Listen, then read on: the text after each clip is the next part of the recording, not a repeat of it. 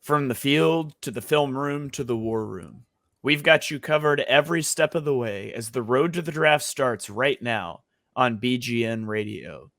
Hello and welcome to another episode of the BGN Draft Show. I am your host, Shane Haff. You can follow me on Twitter and YouTube at Shane Haff NFL. I'm joined today by my co-host and fellow draft enthusiast, Deibs. Give him a follow on Twitter at Mr. Crockpot. Be sure to check out his podcast, Party on Broad. Deibs, how are you doing today? I'm doing better. We are recording on January 16th, the day after the Eagles' collapse has ended. But it is officially draft season. We've got a lot to talk about. Absolutely. And I'm also joined by my co-host on Chalk Talk, Mark Henry Jr. Give him a follow on Twitter at Mark Henry Jr. _. Be sure you check out his Tough Cover radio show every Saturday. Mark, how are you doing? I'm in draft mode. It's draft day, no matter what. I'm all the way there at this point. It took about 4 hours. 4 hours of wallowing in self-pity, and then fired up the mock draft simulators big time. Did some 7-round Eagles mocks, did some first full-round mocks. We're back, baby. We are so back. So we're going to dive into this. If you guys have followed the BGN Draft Show throughout the year, you should know some of these names that we're going to talk about. If not, if you're just joining us now, if you're not into the draft until the season is over, welcome aboard. And we're going to use this as a way to springboard our draft coverage, a way to briefly talk about the teams at the top of the draft and their needs and the players that could fill them. And, you know, in the lead up to the draft, we've got a schedule mapped out. We'll do position rankings for every position group. We'll do a Senior Bowl show. We'll do a Combine show. We'll do a My Guys show. So we're going to have a lot of draft coverage coming your way. There will be Eagles mock drafts. But today we're going to do a full first-round mock draft. We're just going to all go down the list here. 1, 2, 3. I'm going to arrange our order here so it's right so we can go top to bottom. But Deibs, you're going to be on the clock here first for the Bears, the number 1 overall pick. Where are you going here? Yeah, for the second year in a row, the Bears hold the key to the draft. They own the first overall pick. What do? The decision will likely determine Justin Fields' future with the team. And this one's a no-brainer. As I'm a Justin Fields guy, I think he's terrific, but he is nowhere near the arm talent of Caleb Williams. And they got a decision to make. And at the end of the day, Caleb Williams, I think, is a championship-level quarterback. The throws he makes out of structure, he can hit every throw on all 3 levels. Give me Caleb Williams. All right. I also should have mentioned up top, this is a no-trade mock draft. So even if you didn't want to take a quarterback, you pretty well have to under those circumstances. But QB comes off the board at 1. That puts Mark up with the Washington Commanders at number 2. Yeah, I think we talked on Chalk Talk this week about how I think the Washington Commanders are the most attractive job available on the entire, coaching carousel. And it's because of having the second pick and having the ability to draft Drake May. And Drake May in most drafts would be going number 1 overall, but Caleb Williams is an elite level prospect, the likes of which we've only seen a couple times in the last 10 to 15 years. Drake May slots in at number 2 here, but the Commanders are absolutely pumped. And I think, no longer will the Eagles and the Cowboys and sometimes the Giants be able to kick around the Commanders and count on their incompetence, because I think Drake May and a new head coach and a new, regime there is definitely going to change things around. So Drake May is, a perfect fit there. Yeah. I think you can 99.9% lock in those being the top 2 picks right now, January 16th. It's going to go Caleb May, Drake Williams. I said that. Caleb Williams, Drake May. You can lock it in. You're going to hear a lot of smoke between now and the draft. Those guys are going 1 and 2. They're going to the Bears and the Commanders. The draft starts at 3. Yeah. And you go ahead. Sorry, I thought my bad. And the one thing I wanted to highlight on Williams that I forgot about with May as well, I feel like there's a narrative that they've both fallen off. Go kind of dive deep into the stats. They were both fantastic this year. They both played less games than last year. They were only slightly worse on a per game basis. They both had incredible seasons. And before this year, we were raving about them as all-time prospects. There's nothing about what happened to Williams in May on tape this season that made me feel worse. In fact, there's a lot that made me feel even better. Caleb Williams actually had a better QBR this year than last year. Yeah. We do this every year. Like this time last year, it was this upcoming quarterback class is phenomenal. And now that we're a year out, or now that we're a year further along, people are going to start picking apart flaws in these guys, and they're going to say, but next year, and it's just the cycle of drafts. But so the draft really starts at number 3 with the New England Patriots. They're obviously going to have a new head coach. Bill Belichick's gone.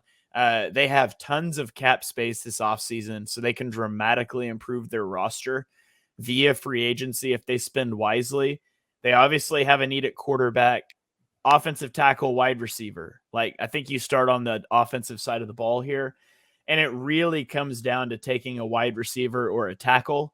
And I don't know how Marvin Harrison can be on the board and you don't take him. So I think Marvin Harrison Jr. is the slam dunk pick here for the Patriots. He'd be the best receiver they've had since that Randy Moss season in 2007.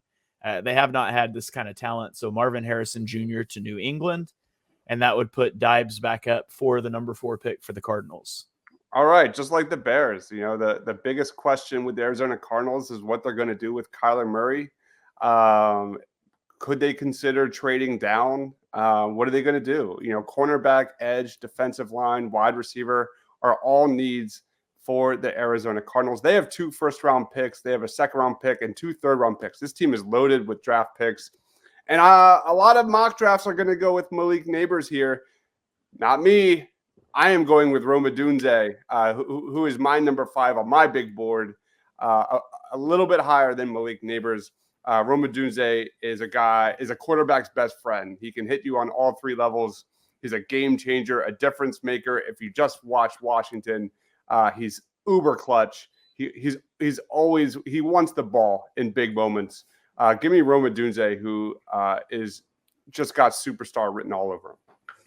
All right, and that puts Mark up at number 5 with the Los Angeles Chargers, a team nobody thought would be picking this high, but here they are. Where do you go if you're the Chargers, Mark? Yeah, and I feel like the Cardinals were breaking their iPads and laptops in their war room when Marvin Harrison went off the board. The Chargers were doing the same thing when Rome Odunze went off the board. That would have been the perfect fit. I feel like Rome Odunze versus Malik Neighbors is going to be such a big time argument this draft season. I think that's going to be like the argument outside of quarterback. I'm glad Deibs and I are on the same side. Hopefully when it comes to big board time, Shane's on the right side of history there on the Odunze train. But I'm actually not going with Neighbors. Although I will say, if you're the Chargers, you have no excuse to walk out of this draft without one of Marvin Harrison, Rome Odunze, Malik Neighbors, or the guy I'm going to go with, Brock Bowers. And I've had a lot of moments over the last couple of years where I question whether or not tight ends should go high in a draft. Brock Bowers seems to dispel all of those notions. He does everything well. I mean, you see some of the plays that he made in big games over his career in Georgia. The one play where he planked to get the first down and stay in bounds. It's one of the most athletic things I've ever seen in my life. He's an incredible blocker, incredible receiver, yards after catch, red zone target. Hopefully this isn't a Kyle Pitts situation where Kyle Pitts was just a receiver, obviously. Brock Bowers, even if he doesn't translate as a next level receiving talent, he's going to be, one of the best blocking tight ends in the NFL right away. But the receiving talent should translate because I think this guy is just an elite level prospect. So the Chargers, I think Bowers would help Justin Herbert out there plenty. All right. So that puts me on the clock for the Giants, and the Giants at number 6. They're in no man's land when it comes to quarterback. They're basically tied to Daniel Jones being on the roster next year. So the question is, do you make a strong move up for a quarterback now? If you believe in Jaden Daniels or if you believe in anybody, then you got to go do that. You're probably not going to be this high in the draft again next year. I mean, assuming Daniel Jones plays next year, you're probably going to pick lower than 6th. You could also use a right tackle because at this point, Evan Neal has been awful 2 years in a row. You could use interior O-line. You could use a wide receiver 1. So, you look at guys at the top of the boards here, Joe Alt, Olu Fashanu, both left tackles. You need a right tackle. So I think that makes that a little easier. So it really comes down to Malik Neighbors, or do you take his quarterback, Jaden Daniels? And I don't know how this will shake out in the draft, but for the purposes of this exercise, the Giants are going to take a swing at quarterback. Wow. And take Jaden Daniels at number 6 overall. The Falcons are upset. Wow. All right. So that puts Dives back on the clock for the Titans at number 7. Yeah. The good news with the Titans, like Will Levis showed some signs of promise when he took over as a starter. Tennessee's offensive line needs help, at least in 2 spots, tackle and guard. This is a Titans O-line that needs help. They have a pick in the first round. They have a pick in the second round, no third-round pick. Offensive tackle is easily their biggest issue. And, this is kind of a debatable topic of conversation, 1A, 1B, Olu Fashanu versus Joe Alt. I'm actually Olu Fashanu, team Olu Fashanu. I love him. I think when it comes to football IQ and upside and measurables, he's got it all. And that little bit of upside, I think, is just a little bit higher for Fashanu. So I'm going to go offensive tackle Olu Fashanu out of Penn State to the Tennessee Titans. And suddenly that left side of the offensive line with Skoronski and Fashanu looks ridiculously elite. Yeah. Gives Levis the best offensive line he's ever played with. That's for sure. All right, Mark, that puts you up for the Falcons at pick number 8. Yeah, the Falcons, usually you see the Falcons go ahead and take, a skill position player while they have no quarterback.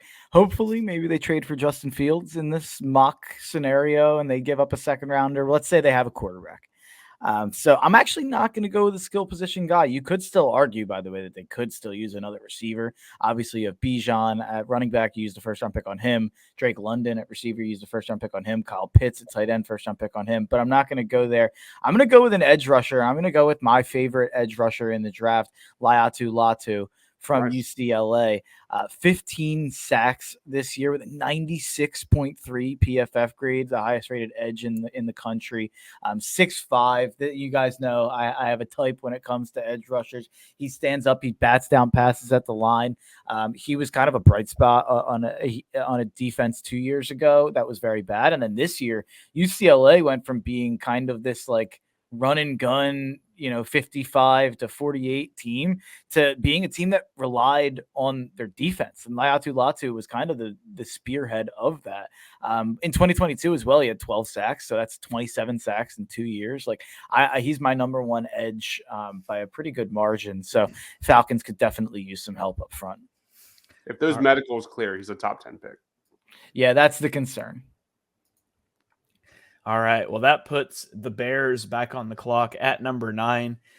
They've already got Caleb Williams. Presumably, they've gotten a second-round pick or maybe more for Justin Fields. And they're so thrilled that Malik Neighbors is there at 9. They will sprint to the podium to get Malik Neighbors. And now all of a sudden, this offense, you've got Caleb Williams at quarterback. You've got DJ Moore, and you've got Malik Neighbors at wide receiver.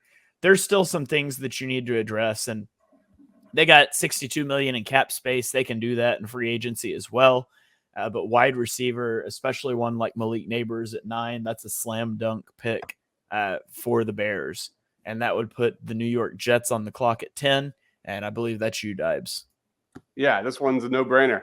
Just like the Jets, they are sprinting to the podium. The 2023 season was supposed to be like the Jets year, man, with the whole Aaron Rodgers and the torn Achilles. They go into 2024 hoping to get to the playoffs this season. And for me, you look at this offensive line, they cannot protect the quarterback. ABT is a really nice player, but he needs 4 friends, and they're going to add a big one, and that is Joe Alt. left tackle Joel out of Notre Dame, who 6'8", just elite measurables, plug and play, Pro Bowl upside from day one. All right, Mark, that puts you up on the clock for the Minnesota Vikings. The Minnesota Vikings, despite Brian Flores making their defense look really good this year, they have a desperate need up front, whether that be on the interior D-line, whether that be on the edge. I mean, Harrison Phillips, Danielle Hunter, these guys aren't getting any younger. So they definitely need to infuse their front seven with some young talent. You got a lot of options here. I mean, you could go Jerzon Newton, you could go Jared Verse.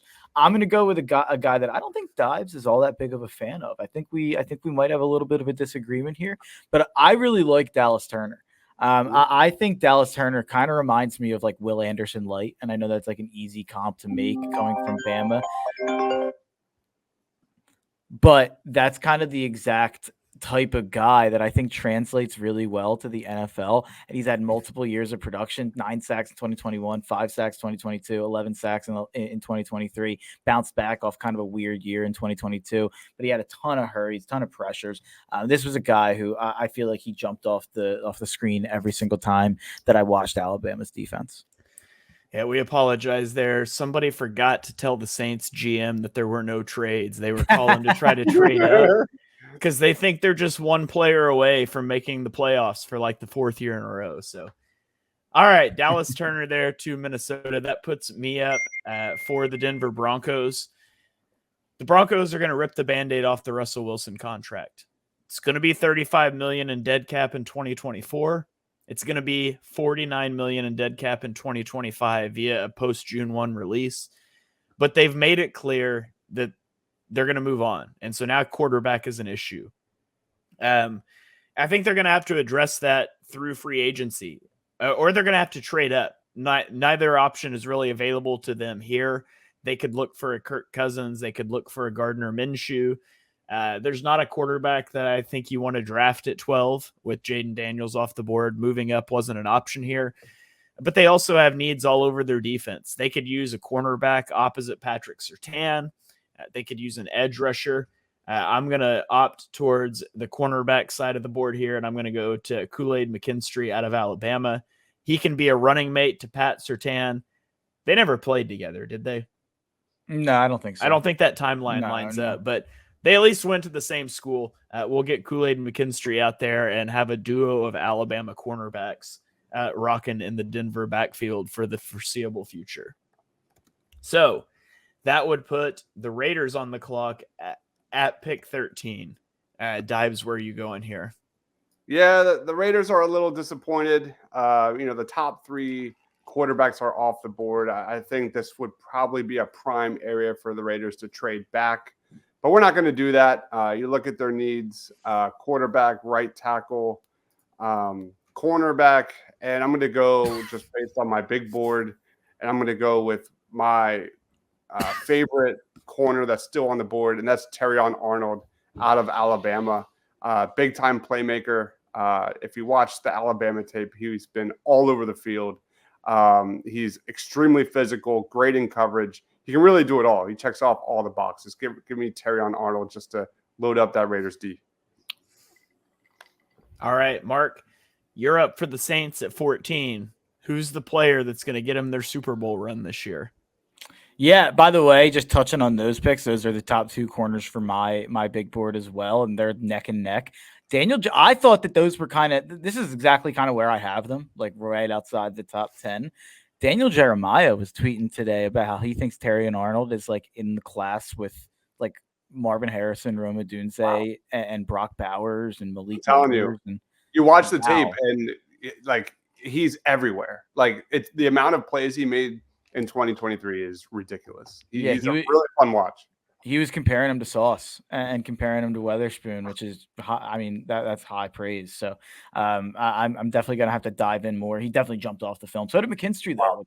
They're both really, really good. Saints actually don't have a big need at corner. I just wanted to comment on that. But Saints do have a need similar to the Vikings. They have kind of like a franchise cornerstone. Not that Danielle Hunter was a franchise cornerstone for the Vikings, but Cam Jordan not getting younger. They don't have a lot there outside of him in terms of rushing the passer.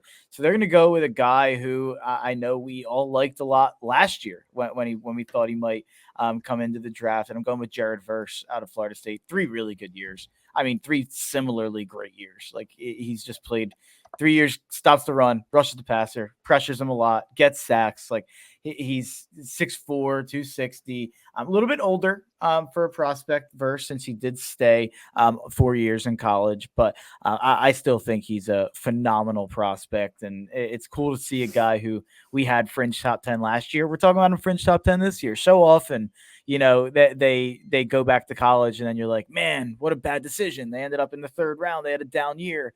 They got hurt, whatever the case may be. Jared Verse is right back kind of, where he was. It's a shame he went back to Florida State to go undefeated and have a chance at the playoff. They go undefeated and they tell you, sorry, not good enough. But Jared Verse, really, really good player. I expect to be a beast at the next level. All right. That puts the Colts up at pick 15. Colts have $72.8 million in cap space. They have a lot of room to make moves. Backup quarterback is paramount with the way that Anthony Richardson plays. And so I think they should spend a decent amount of that to try to keep Gardner Minshew. They could really go a lot of ways here. Their defensives, their secondary could use some help. They could go get a weapon for the offense. I think the pick here probably is to go to the secondary, though. I'm gonna go Nate Wiggins, cornerback out of Clemson. You can plug him in as an immediate upgrade for that Colts secondary and try to help their defense out. And that's going to put the Seattle Seahawks on the clock at pick 16. And Dibes, that's you. Love the Nate Wiggins, man. I think all 3 corners that were just taken in the top 15 are phenomenal. Absolutely phenomenal. Looking at the Seattle Seahawks, they're heading into this offseason with a big decision to make with Jamal Adams. He makes a lot of money. You look at their needs, guard, linebacker. We're not taking a guard in the top 15. We're not taking a linebacker in the top 15. Value-wise, I'm always BPA here. Could they look at quarterback of the future here? They might need to make a move. Maybe they trade down. I don't know, but we're not doing trades because they don't have a 2nd-round pick. They do have a couple 3rd-round picks, but this is going to be the first surprise of the draft here. The Seattle Seahawks are going to go with Michael Penix Jr. Here. Whoa. And I've always been a big fan of him. Really struggles against pressure and against the blitz, but he's a great leader. A little older for a prospect, but he's a guy that can kind of hit the NFL running. So give me Michael Penix Jr. Staying in Washington. All right. So that gets us through the top 16 of the draft. We're going to throw it to a quick break, and then we'll be back for picks 17 through 32. Back right after this.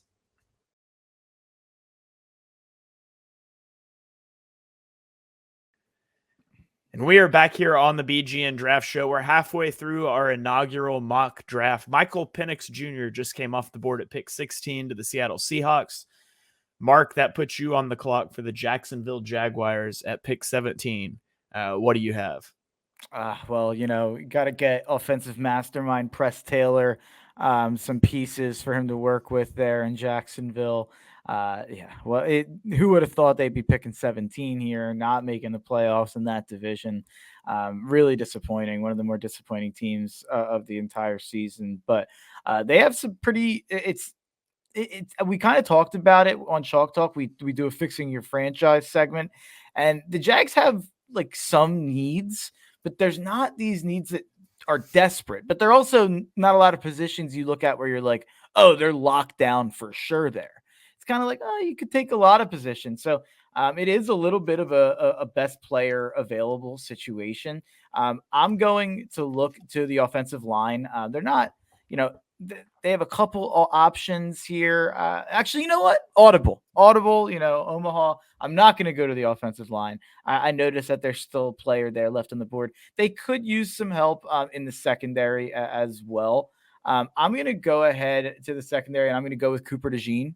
Cooper DeJean, who is a really, really good player, punt returner that they used at Iowa. So he's a next level athlete, really quick, really fast. He is a turnover machine, a pick six machine there at Iowa, just has tremendous ball skills. I think he'll slot right into the NFL. All right, that puts me up for the Cincinnati Bengals. My heart skipped a beat when you said offensive line because that's where I was about to go. Right tackle Jonah Williams is a pending free agent. I've said before that I would lean towards letting him walk, but offensive line's been such an issue for them for so long that they might not want to do that. Obviously, that decision's made before the draft, but regardless, Talisi Fuega here at pick 18. He's played right tackle for Oregon State. Assuming you've let Jonah Williams walk, I think you can take Fuega and you can plug him right in, and he can be a good right tackle for you. So that's a perfect fit here, I think, for the Bengals. Helps them strengthen their trenches and keep their cap under control with kind of their looming wide receiver contracts. So that puts the Los Angeles Rams on the clock at pick 19, and Dibes, you're up. The Rams were a little nervous when you said offensive line.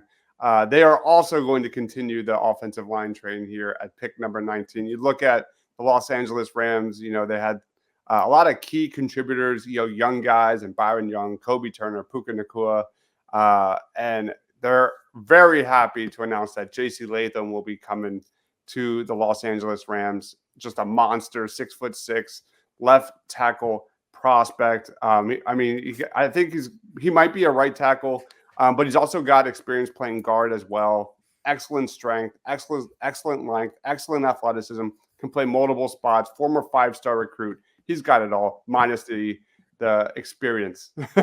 But J.C. Latham to the Rams. That was my backup pick if Mark took Fuega. So I was going to take Fuega. I probably should have taken Fuega. I audibled. That was bad. I was frantically checking to make sure Latham also played right tackle. I was pretty sure he did, but I wasn't positive. Okay, sorry. That puts the Steelers on the clock here at pick 20. Mark, this is you. What are you going? Where are you going here? I'm going to go and, get this. The Steelers need offensive line help. It's, time is a flat circle. So I'm going to go ahead and I'm going to. Yeah, well, that's a whole other conversation. Mason Rudolph might be the future. So I'm going to go ahead with the Steelers. I'm going to go ahead. They took Broderick Jones last year from Georgia, an offensive tackle. Let's go take the guy you played with there at Georgia. Let's take Amarius Mims and lock down their offensive tackle situation for the next 5 to 10 years with some Georgia Bulldogs. All right, that puts Miami on the clock at 21. And man, Miami's in a tough spot. Tua is about to be on his 5th-year option. The Dolphins are $42 million over the cap right now. That's second to only the Saints for worst salary cap situation. They've got a lot of old players. Tyreek Hill, Jalen Ramsey, Xavier Howard, Taron Armstead that are expensive. And we don't have to have the Tua conversation here. That's not the point of the podcast, but it's rough in Miami right now. I think you probably want to push chips in here, try to get somebody, unless a quarterback you love falls to you. You want to push everything in and try to go win right now before all these old guys are done. I don't know that you can do that with Tua, but a great way to do it is building through the trenches, and they have needs on both sides of the ball in the trenches. Offensively, it's mostly interior offensive line, which you don't probably want to take this high. But Jerzan Newton looks really good here. Defensive lineman out of Illinois to help anchor the interior of their defensive line. Hopefully you get guys back from injury. They lost a lot of edge rushers to injury, and you can make a push this year. So give me Jerzan Newton out of Illinois for the Dolphins. And that, Dibes, puts Philadelphia Eagles on the clock at pick 22. No pressure, but this is the only pick most people listening to this podcast care about. Yeah, I love the Johnny Newton pick. He's absolutely terrific. I can't believe he fell to 21. That's the steal of the draft so far. Pound for pound, just elite talent. You look at the needs for the Eagles. Yeah, if you watch the Bucs game, they do have a need at wide receiver. And given the value and the talent at this spot, that has to be in the discussion. Linebacker, I just don't see. Like I'm a BPA guy in round 1. It just doesn't fit here. And then the Eagles are a little sad that the top 3 in Wiggins and Arnold and Kool-Aid are off the board. But for me, I'm going to stick to my big board. I'm going to address the defensive line just as Howie always does. And the guy I am targeting is Braylon Trice, edge rusher out of Washington. I think he's terrific against the run. Still needs to develop as a pass rusher, but he's a high floor, sure thing prospect coming into the NFL. Super high motor. I think Eagles fans would love him. Can do a lot of different things. And I think he definitely has 3-down potential in the NFL. Drafting a defensive lineman for the 4th consecutive first-round pick would be a very Eagles thing to do. So Braylon Trice here to the Eagles. That puts the Houston Texans on the clock at pick 23. Mark, the floor is yours. The Houston Texans are upset. The Houston Texans wanted Braylon Trice very badly. The Houston Texans like Braylon Trice a lot. So they're gonna tilt here a little bit. They're on tilt. They didn't get the player they wanted, even though they have 2 first-round picks. No, they gave up. Never mind. They gave up their other one to Arizona. So I'm looking at edge. There's 2 guys here that you take a look at. One is kind of the more of the athletic profile, the 5-star guy, less production. And one is the guy who was just super productive in college. I'm going to go with the guy who was super productive in college from Alabama, the other edge rusher, yet another Alabama defensive player. I'm going to go with Chris Braswell up near the top. He's a guy who feels like he can do just about everything. Had a real breakout year. I don't know if he was necessarily looked at as even a day 2 prospect coming into this season. And now I think he's going to be a lock to go in the first round. I think he's going to test out really well athletically. People say he's a beast in the weight room. I think he's going to be a guy who rises throughout this process. He went from, I feel like even like a couple weeks ago, he was like still a day 2 guy when you looked on the mocks, when you looked on the simulators. Now he's back into the back end of the first round. I think there's a chance he ends up going higher than even where I just picked him. All right. That puts the Cowboys up on the clock. Dallas is projected 11 million over the cap. They are probably going to post June 1 release Michael Gallup to save 9.5 million next year. They're probably also going to let Brandon Cooks go, which creates a big need for them at wide receiver. They've also got needs on their offensive line. Like, is Tyron Smith going to retire, or do they move on from him? And then if so, how do you handle Tyler Smith? He's been so good at left guard. He was drafted to be a left tackle. He played really well at guard. You kick him outside. So they could go for a tackle. They could go for a guard. They could go for a wide receiver. They could go for a defensive tackle because they totally wasted their first-round pick last year on Mozzie Smith. But it basically comes down to Brian Thomas Jr. or Jordan Morgan for me. I think the Cowboys would probably do what the Cowboys like to do, and that's go for the sexy pick. So give me wide receiver Brian Thomas Jr. to be the running mate to CeeDee Lamb. And that puts the Packers on the clock at pick 25. We are now into playoff teams. This order could obviously change, but we're using PFF's projected order here. And Deibs, you have the Packers. So what do you see here? Yeah, January 16th, man. What a strong finish to the season for the Packers as they get ready to take on Lions. Is it Lions or? They play the 49ers. 49ers. Yeah, set up for success, man. Including quarterback Jordan Love, who looks every bit like a viable starting quarterback, possibly. So, additionally, they're projected to have 5 top 100 picks and even infuse more young talent onto this roster. You look at their needs: left tackle, safety, center. They have a pick in round 1, 2 picks in round 2, and 2 picks in round 3. The guy I really, really like is Amarius Mims. He's a swing tackle. He's a guy off the bus. Like, he's 6'7", just a monster of a guy. A little bit of a project, but I think he's a guy that really will. He's gone. He's gone. Did someone pick him? Yeah, 20 to the Steelers. Okay. We will shift here. We will shift here for the Green Bay Packers. Center is a need. We're going to double down on giving Jordan Love as much protection as possible. Give me Graham Barton. He's a 5-spot offensive lineman, a dude that can play center, tackle, guard, you name it. Just pound for pound, one of the most talented football players in this draft. There's a lot of talk that he's going to be moving to center in the NFL, but he can play guard at a pinch. Of course, great athlete, great football IQ, Graham Barton. All right. That puts the Tampa Bay Buccaneers on the clock at pick 26. Mark, that is you. I am looking at the Tampa Bay Buccaneers. You got Mike Evans, who's on the final year of his deal. You got Chris Godwin, who is not getting younger. You don't really have any weapons outside of that. There's a lot of receivers, a lot of depth at receiver in the back end of the first round, top end of the second round. I'm really split between a couple guys. I have a tier of about 4 or 5 guys. Would have been 5 or 6 if Egbuka was here, but he went back to college. But in terms of the receiver market, I'm going to go with Keon Coleman. Keon Coleman is just a special athlete. He's a 6'4", 215 freak who was returning punts.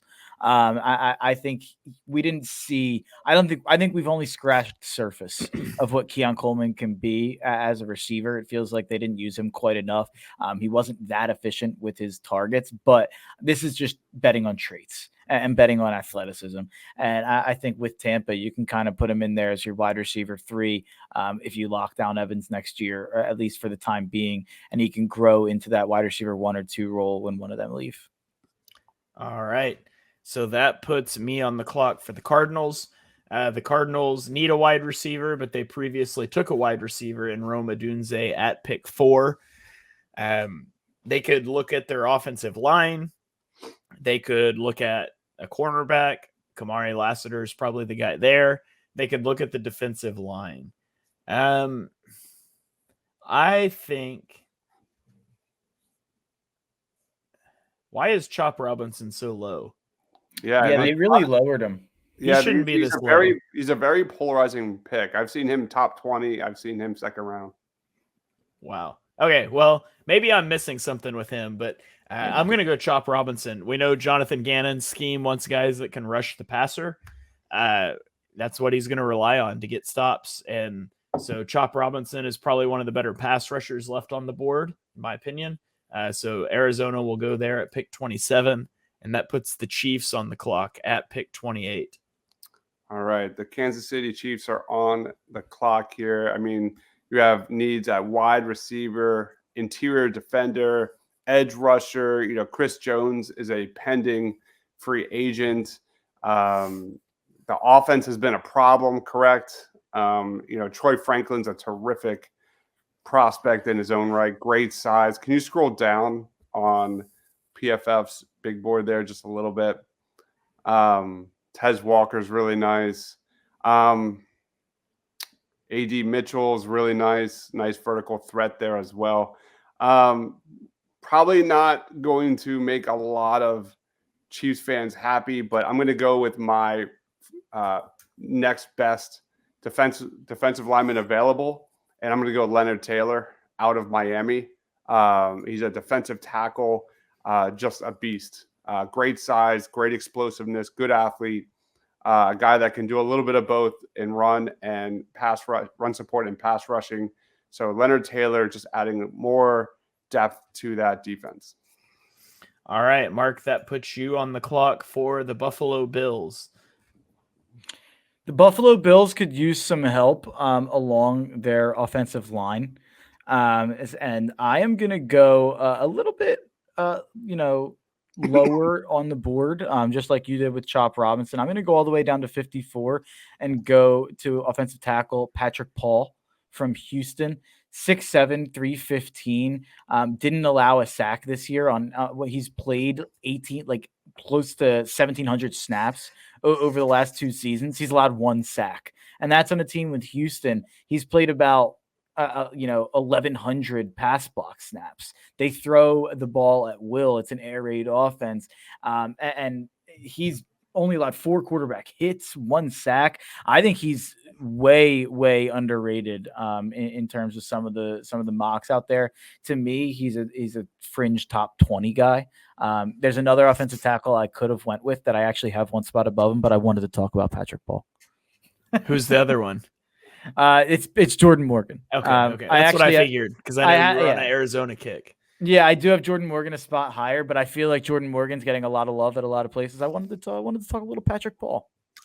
All right, so that puts the Lions on the clock at pick 30, $61 million in cap space. They can make some moves. They need help all over their defense. They could also use interior offensive line help. I would love to get him an edge rusher. There's not an edge rusher here that I love at this value, so I'm going to go with cornerback Kamari Lassiter to help try to bolster that defense. It's a great pick at this point for sure. That's the Niners are very upset right now because that's who we circled on our big board. What punter would you like to take for the 49ers, Dibes? I'm good, man. All right, well, that puts you on the clock here at pick 31. What do you have? All right, the San Francisco 49ers are scrambling just a little bit. We're looking at not a lot of needs here. You know, it's not going to be an active offseason for the Niners. They are kind of up against the cap a little bit. They don't have a lot of impending free agents. They don't really have that many needs. You look at their needs: right guard, left guard, defensive tackle. I could go defensive tackle. I could go right guard. I could go left guard in this one. This is my first actual difficult decision in this. So I'm going to go with the next best offensive tackle for the Niners. Someone to groom. Give me Tyler Guyton out of Oklahoma. A really intriguing prospect. Good athleticism, really good tape as well if you watch him. So that's where we're going to go. It will kill me if he goes to the 49ers. So thanks for that. That brings according to PFF, Super Bowl champion Baltimore Ravens up, Mark, at pick 32. Where do you see them going? I still think the Ravens could use receiver help. Odell probably won't be back this year. Who knows? Bateman probably will. I don't know if they'll give him a second contract soon. So you definitely have Zay Flowers. Let's get a guy who I think could pair really well with Zay Flowers. And he's a guy who stood out on maybe not one of the best teams this year, really disappointing season. But South Carolina had a receiver named Xavier Legette, who is a freak. He's an absolute freak show, 6'3", 227. And this is a guy who, so the fastest speed that anyone reached this year in college or in the NFL was DK Metcalf hitting 22.23 miles per hour. Xavier Legette hit 22.3 twice, and he's 40 pounds heavier. Yeah. That seems insane. Like, he's just an absolute freak show. And he's not just some athletic freak. He also had a really good year production-wise, like 71 catches on 97 targets, 1,255 yards, almost 18 yards per catch. I really like Xavier Legette. He's kind of a guy I'm slowly kind of falling in love with here in the draft process. Yeah. All right, so there you have it. That is our first-round mock draft. If you're watching on YouTube, you can see. I'm not going to read all the picks out again, but maybe I'll tweet this picture once the episode goes live. But again, is this how the draft will play out? Absolutely not. But it gives us a good way to talk about needs, to talk about some of these guys that you might hear in the first round. So this is sort of our springboard into coverage. Starting next week, we're going to be bringing position rankings to you guys each and every week. We're going to start off with quarterback next week. Maybe not the most exciting position for Eagles fans. That's why we put it first. But we'll talk about and rank our top quarterbacks in this draft, and our plan is to alternate offense, defense every other week, position groups. So if there's specific prospects that you want to hear us talk about, hit us up on Twitter. Dibes probably has scouting reports out for them already because he's a sicko that's been doing this since, like, I don't know, May of last year. So I'm going to be playing catch up, but it'll be a lot of fun. So thank you guys for tuning in to this episode of the BGN Draft Show. If you enjoyed the show, make sure you hit that subscribe button so you get all the shows on the BGN radio feed. If you're watching on YouTube, give us a thumbs up. That helps get the show out there to more people. You can check us out on Twitter. I'm at Shane Haff NFL. Dibes is at Mr. Crockpot. And Mark is at Mark Henry Jr. We will catch you guys next week for another episode of the BGN Draft Show. Go Birds.